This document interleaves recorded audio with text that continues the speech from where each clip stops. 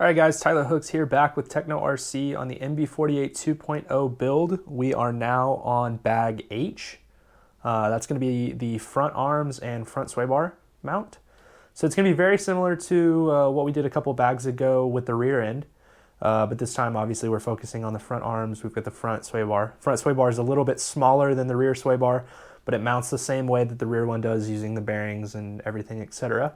And then we've got the new front arms, and as you guys have seen in the videos, the new front arms do have kick-up built into them. So if you hold it level, you can see the rear of the arm is lower than the front of the arm.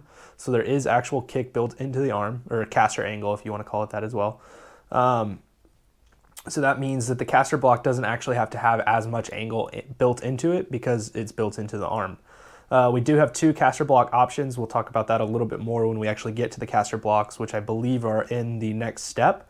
But I'll show you this again once it's already built and completed. And again, if you have any questions, hit us up on our social media accounts and we'll try to get this out as soon as possible. Thank you. All right, guys, bag H is now complete. So we've got the arms on the car, sway bar mounts on, everything's installed. As you can see, there is, from this angle, the way everything sits, you can see the angle in the arms. So it definitely does have built-in angle to them. So like I said, you have less caster in the actual caster block because the caster is actually built into the arm itself. Sway bars all mounted and ready to go. Everything's super free, as we talked about before. And I mentioned this in the blog post for the last part, but the D block is keyed the same way that the A block is, which means that it just has one screw in the center.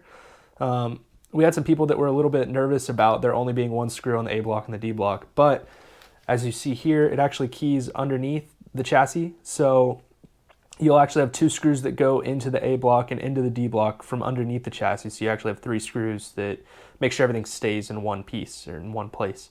So keep that in mind. Don't be alarmed by the fact that there's only one screw in the front. These are quite a bit narrower than the previous A and B blocks and C and D blocks, so we had to make some changes on all of that. But again, bag H is done, so we'll move on to the next bag and we'll show you what's up with that one. Thank you.